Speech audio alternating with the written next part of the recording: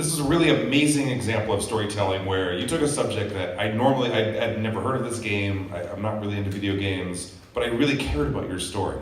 And why don't you guys talk about like how you guys like crafted this story? Thank you. It's really ingratiating to hear that and to hear such a positive response to it. I felt like in the process of creating the documentary, I did a lot of research watching probably more documentaries than I'd ever seen before, especially on the subject of video games. And what I realized was that the ones which I found the least satisfying were ones that were really unconcerned with being accessible or meaningful to anyone who had no involvement in the original game. And something that had really occurred to me in my time playing it was its instantaneous appeal to someone who had never heard of it. So both for the reasoning of creating a film that was having some broad appeal and to recapture what the feeling was of playing the game, I was very adamant about trying to create an experience that was meaningful and accessible to people who had never heard of it before. And so I did a lot of testing with people who had never heard of the game, trying to make sure that it made sense to them, and a lot of rewriting to make sure you could get a basic understanding of it. And it seems to have been successful in that degree, so I'm very thankful for that. So do you kind of consider yourself like a filmmaker first, and then you found this great subject, or a member of that community first, and then you decided to make a film to kind of document the community? It's a really interesting question, because although I am a filmmaker, my primary background is in animation and narrative film, not so much in documentary. But being trained in live action film and being a member of the community during the time when the server was coming down, and I was realizing that, there were no other filmmakers in that community. And if I didn't take the time to record some of it, like, it would be a story completely lost to time, a story with relevance to any person in this modern commercial age who has to deal with obsolescence, planned or otherwise. And I felt that it would be a terrible shame if that were completely lost. What was your stance on it? You had a different background with the involvement, certainly. Yeah, that's very true. Of course, I had not played Technika before. We are friends from film school. You were an undergrad when I was in grad at USC, both with some level of focus there on animation, but we met and worked together there in various student projects. But what I think was key to making this work, and it reflects very much on the idea of what kind of video game documentaries work and what kind of video game documentaries don't, is that the community, the people who love the game, became more and more central, especially after the decision to, decision's the wrong word, realization that the film was a feature and not a short, that really led us, and you in particular, I think once, this is your story. As a producer, it's very important to me to enable a story. I think the single biggest creative impact I had on the film was convincing you that it was in fact a feature. And once we made that decision and really let you open up the story of the community much more, because a short for a video game would often be much more preoccupied with just making the game like, tutorializing, for lack of a better word, explaining this is how the game works, especially for a game that was as unique and as groundbreaking as Technika was. But once we had that time, it's like, this is the game, this is what's great about it, and these are all the people who became, community friends, even in many cases, as we saw family playing it. I don't want to just throw shade at another film, but if you want an example of a video game documentary, which in my opinion does everything wrong, it's Video Game the Movie. If you've ever tried to watch it, and try is an operative word, it falls completely into tutorializing not just one game, but like video games.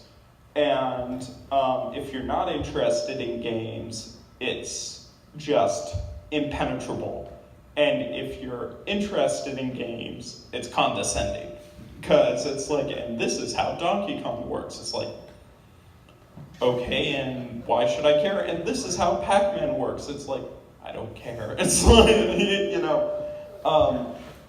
So, you know, once we had the space really to make that decision, and we were able to find, you know, everything you loved both about the game and the community and about telling a good story, and we grew from there. The other key, though, I think, was music, because music is obviously at the center of Technika, but there were, I think, some key challenges in capturing that in a documentary, which I think you really worked with our composers more than I did, and I think you have some interesting angles on that experience. Yeah. If you want to expand on that a bit. Only briefly, of course.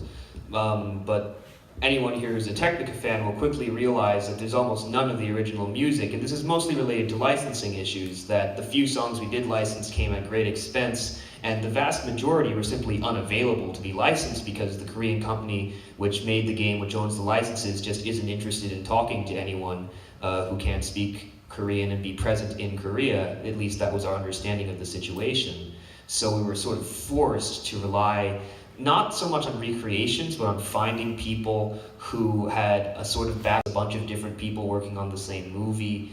And in a certain way, it also reflects how Technika worked, since it too is a collaboration of several different composers and artists. And so for that, I think it came out surprisingly well.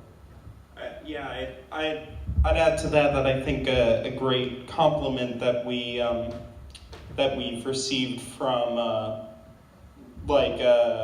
audiences who were Technika virgins, so not many of you who have come out tonight, and thank you so much for coming out tonight, is a lot of them thought that the score of the film was music from Technika, and you know, when we would hear that, we're like, great, perfect. Well, yeah, well done team on that. And you know, it was interesting though, because with although I also have a primarily narrative and fiction background and goals along those lines in film in general, my next project is actually another documentary feature about a music collective in Brooklyn, New York called Apartment Sessions, and the thing is they're a group who construct these not small, they construct a rather big multi-genre orchestra, like 30, 40, 60 musicians into like a 1,000 square foot or less Brooklyn apartment or a rooftop or a subway car, and they play arrangements of their own songs, but also a lot of arrangements and compositions of covers of known bands and stuff. So with that, you know, it's actually a situation where I'm going into that project, and it's like we have to raise all this money because we can't avoid using the music. You know, we need to license it that way, and it's kind of Wish you were back here. well, no, but it's interesting how music is central to both of these documentaries that I've ended up working on in succession, but the challenges involved are quite different. In Touching Sound, we ended up using, as I'm sure you guys noticed, for sizable parts of the film, 4 songs from the game. 2 of those were essentially used as just soundtrack, stuff that, you know, played as background, and then 2 of them were used for analysis either of how the game works or how composing a very particular thing, how designing a boss song for a music game works. So, you know, those were ones where we're like, okay, these are fair use, we're constructing around, but the other ones were like, these are soundtrack. So, you know, we can't just go, we need to get it done. And those challenges are a big part of not only documentary filmmaking, but filmmaking in general and independent filmmaking in particular, because movies are expensive. Do you guys questions? Or we can go all night. Yeah. I had never heard of this game. I thought you did a very good job showing me how it works. Thank you. And all the stuff about it, I liked your mention of the EFF because they should get more mention. Very good All people. that they do. And this issue of these games that we have a community around, and then the manufacturers just go, there's no longer a useful business venture. But this community found a way to sort of keep it together, dealing with marketing issues and other stuff that go on. But I like that sense of the community as well, and that's part of this. What I really liked the most was here's this cool game, but here's these people who are finding each other and enjoying it and playing roulette, which I thought was just goofier than hell, but delightful. It was definitely, I think, some of our stance on that as well. But like my first time seeing the game really was walking in with a friend, and this group there I didn't know, of course, was doing this roulette. And, oh, hey, come join us. And I'm like, I've never touched this thing before. No, like it had that energy about it, and it's certainly something that I'd always felt had to be the emotional core of the film, that its appeal was community-based, and I always found that really interesting. As to the EFF, it's also kind of, we did a long interview with Mitch over there, and he had a lot of good things to say, and of course this was produced over years. At the time we were talking to him, of course, it was not 2015, and that feels like it's all so far behind us, but now it's already 2018, and it's gonna have to get renewed, and at some point we'll have to follow up with him and see what happens. I mean, the political climate is certainly different, I'm sure we're all aware, but but it brings to light that even these solutions are so fleeting and temporary. What does that say about the things they're meant to protect? And there's so many other much more well-known games and just parts of media that this will happen to. And I wish we'd been able to bring that notion even more to the fore, but I'm glad that's resonated with you. Actually, I think that this really works. That this is really about the community, and yes, there are larger issues, and you sort of touched on some of those, but really you brought that right back to, there's this group of people who are deeply connected to each other. In the car when they're driving from New York to New Jersey of all things, like, I would sit right here, this is so nostalgic. I like those human stories. Did you get any pushback from people revealing their identities as far as the private server clone and stuff? There's actually some interesting. Yes, we were very cautious about that. We were very much of the mindset that we didn't want to reveal his privacy if he was concerned. And it's weird, the middlemen were a lot more concerned about it than he was. Like the people who were getting us in touch with him were like, I don't know if he's gonna be. And when we finally got to him, he was like, oh, what? I wouldn't say he's like, I don't care. He was aware of the legal ramifications, but he was actually very forthcoming. We even filmed a version where we went out of our way not to really show his face, and we the mystery interview. Yeah, and everyone kind of felt awkward about it, and so It felt unnatural. when the issue was cleared in the Congress, we were very glad that he came out and said, yeah, show my face, it's fine. And but in the end, we still, of course, didn't use his full real name. The people who know him find that it's not hard to figure out who he is, of course, but it's very much with his permission. He's been incredibly accommodating about it all. Though I will say there's definitely parts of that discussion which aren't in the documentary, not just because it's like sketch or something like that, mostly because it's so technical that almost no one would be interested.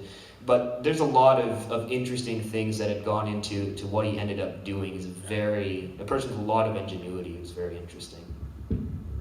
He's reverse engineering some other server that he never worked on, that he had to figure out how to write the code to do all of that. And yes, I'm probably the only one in the room who would find that interesting, but thank you. All right, maybe one more question. One more.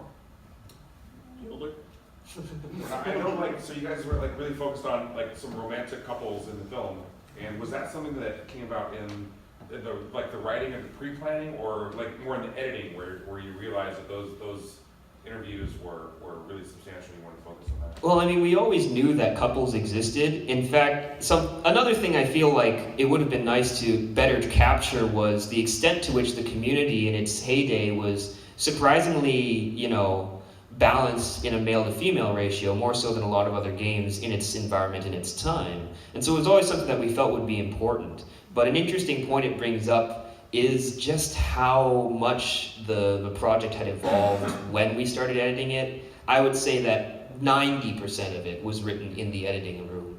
There were, just vague attempts to start outlining it. It almost didn't pan out in any way, shape, or form. So much was dependent on what people said specifically. Because we made the choice not to use a narrator as much as we could to try and have it be the story of the community as told by the community, there are so many parts where, after the arduous task of getting it all transcribed, you'd look for a good line.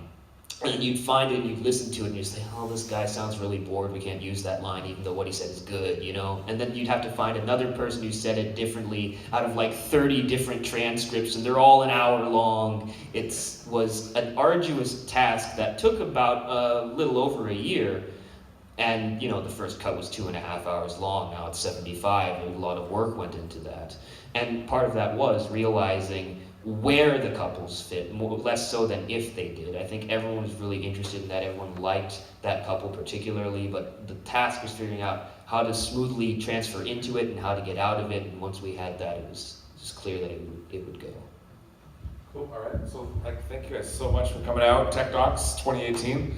Tomorrow, another entire crazy full day of films. And something of note is at 1 o'clock, Philip Shane, who's our special guest of the festival this year, is doing a masterclass. He has a 25-year career as a documentary filmmaker.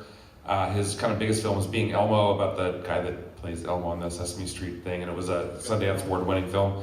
Absolutely free, just kind of show up and check out the class, and then films all day long, culminating in a big fun party and award ceremony at the end of the night, which is also free if you just want to come by for the award ceremony and party. So, all right, we'll definitely see you guys there, right? Yeah, absolutely. All right, thanks so much. And we're pretty much wrapping up for the night, but